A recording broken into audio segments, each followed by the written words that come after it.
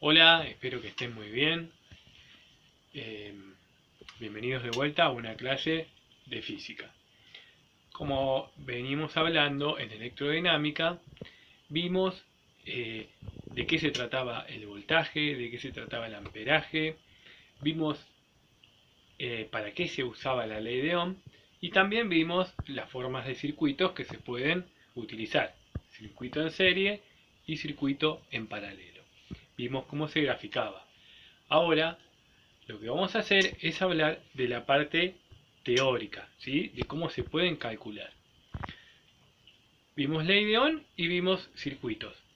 La ley de Ohm, si bien es general para todos los circuitos, en estos casos ya no se puede cumplir del todo, porque depende mucho de cómo esté armado el circuito, si es en serie y en paralelo.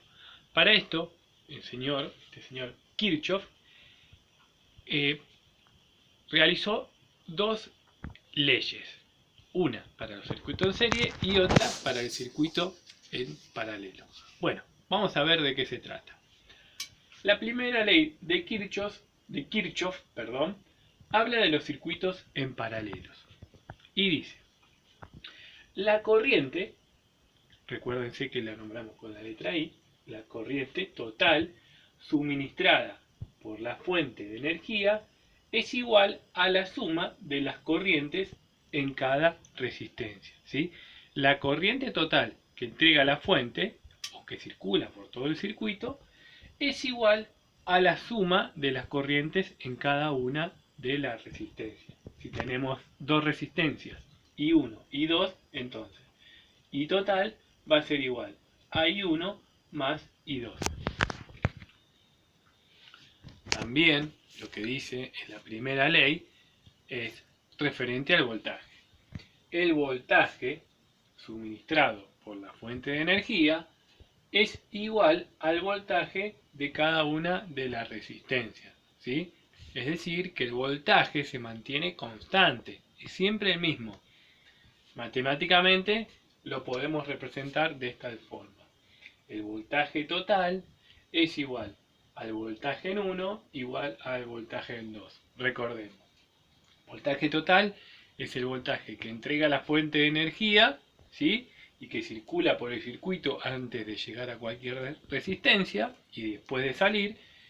Y el voltaje en 1 es el voltaje en la resistencia 1 y el voltaje 2 es el voltaje en la resistencia 2. Bien, veamos mediante la gráfica cómo podemos demostrar o ratificar esto que dijo Kirchhoff en su primera ley para circuitos en paralelo.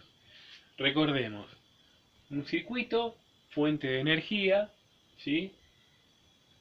En paralelo se divide, va por un lado y van por el otro. Se vuelven a juntar y se cierra el circuito.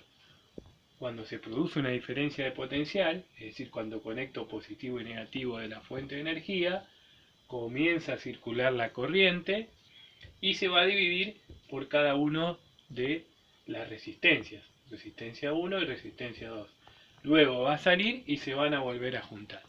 Bien, recordemos que Kirchhoff dijo: la corriente va a ser igual a la suma de las corrientes en cada una de las resistencias.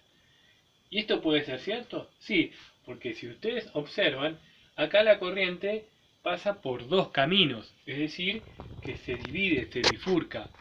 Por lo tanto, si nosotros queremos saber cuánta corriente se junta acá, tengo que sumar esta corriente con esta. Es distinta.